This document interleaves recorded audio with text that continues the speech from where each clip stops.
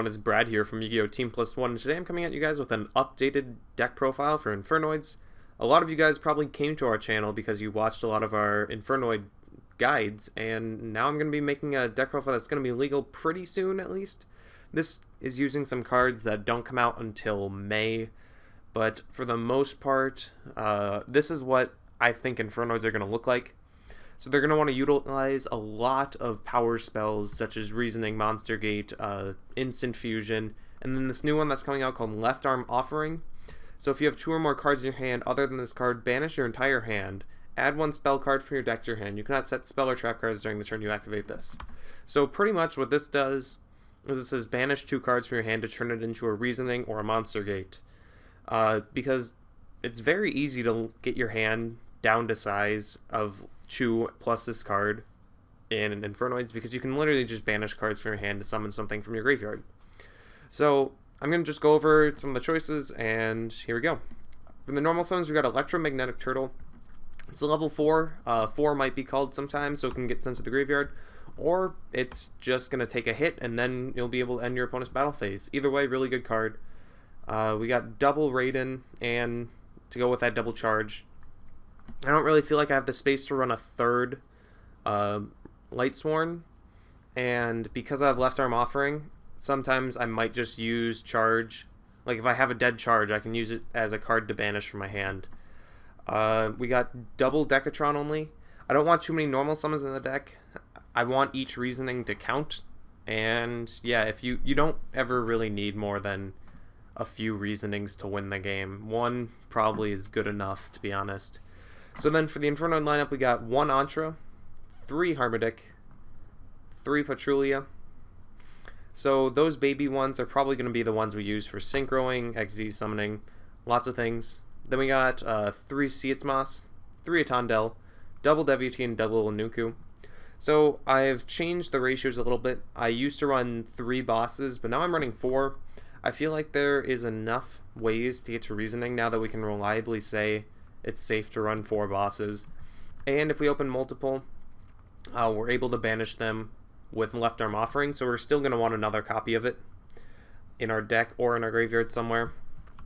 So that's pretty much the justification for that. And yeah, let's go into the spells. We got Burial from a Different Dimension. Really good card because you can use this to just decrease your hand size if you're going to go ahead and activate Left Arm Offering later. And yeah, you get 3 more monsters for free. I got double charge of the Light Brigade, kind of talked about this earlier. Triple Instant Fusion. This might seem odd. I really think it's a good card because Norden is insane. And yeah, that's just about it. Triple Left Arm Offering. It's going to get us Reasoning. It's going to get us Monster Gate. So we got Monster Gate and we got Reasonings, obviously. We got double Twin Twister.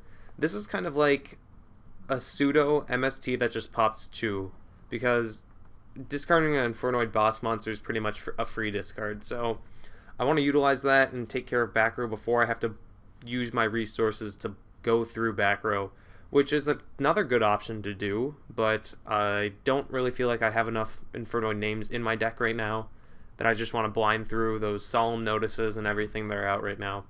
I got 1 Void Imagination in the main deck. This is because it's really, really good when it's playing against the right deck. Like if I play against a Pendulum deck, or I don't know, just any deck that makes Synchros, XZs, something like that, Void Imagination is going to be another, pretty much a Reasoning. It's going to send a few monsters from my deck to the graveyard. I can send them to 6 if they have a monster that was special summoned from the extra deck, which includes Pendulum monsters that were summoned from the extra deck. But against the wrong matchups, such as Cosmo against Monarchs, just not going to do anything. So I do side another one in case I want to side it in for a Pendulum matchup. I got double Breakthrough Skill. Right now there's a lot of nutty monster effects in the OCG, so I'm just having this out there. But yeah, that's the main deck. Side deck, we got triple Core and double Chimeritic Fortress Dragon. We got 1 Invader of Darkness. So this is kind of interesting. I run this as a Reasoning target, and then your opponent can activate quick play spells, which is kind of detrimental to a lot of decks. Pendulum decks aren't going to be able to activate Twin Twister, MST to get through back row.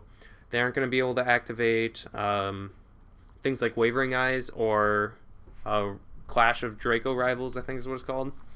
Yeah, so it's really good against the right deck. And it's not bad against Monarchs. They can't activate Stormforth. So, I don't know. I'm not sure if I'm going to side in against them or not. But, anyways. Got another Twin Twister. There's a lot of back row decks out right now. Another Void Imagination. Really good against the right deck. So now I'm running 2 Anti-Spell and 2 Mask of Restrict. Followed by Booby Trap E. This is a card coming out in Wing Raiders, I believe, tomorrow. So it says discard 1 card. Set a continuous trap from your hand or your graveyard. The set card can be activated during this turn. So this pretty much turns an Infernoid in your hand in this set to a a continuous trap that you've milled. Because you can mill a lot faster in this deck than you can draw.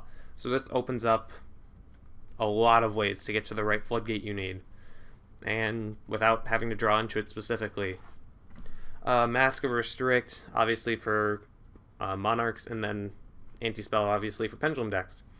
Now I'm going to go over the extra deck. It's not finalized. I'm still playing around with the ratios. I really want to add in another rank 4. I just feel like this doesn't open up my options enough. And I also want to add in another level 8 Synchro besides Omega, or even a second Omega. I don't know which yet. But, yeah. Here we go. We got double Elder Entity Norden, double Tierra. I'm still not positive if I'm going to run 2 or just 1. Armades, it's good with Norden, bringing back a Decatron. Black Rose, really good. Gaia, really good. Odd Eyes Meteor Burst Dragon, not necessarily to make, but it's also to bring off of Odd Eyes Absolute if that gets destroyed. Castell, Dweller, Trishula, Scrap Archfiend, Red Wyvern, and Cypher Lord Omega. So something I'm considering doing is, if you're pretty much just planning on only needing 1 Imagination to win, I think I'm going to take out a Tierra and then add in another level 8 Synchro. Honestly, I'd add in a second Omega before anything else, and then I'm going to work on finding space for another rank 4.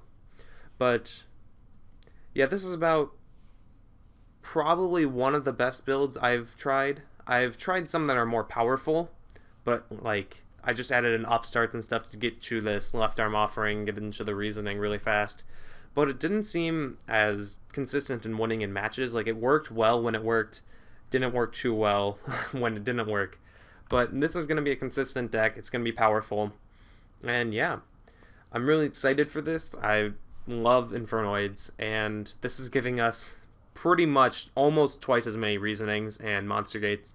Not quite, but yeah, it's going to be really, really good, and looking forward to playing this when May comes around. So I'll see you guys later. I'm going to make a few more deck profiles today. I haven't done a lot of video making in the past, but I'll see you guys in a bit.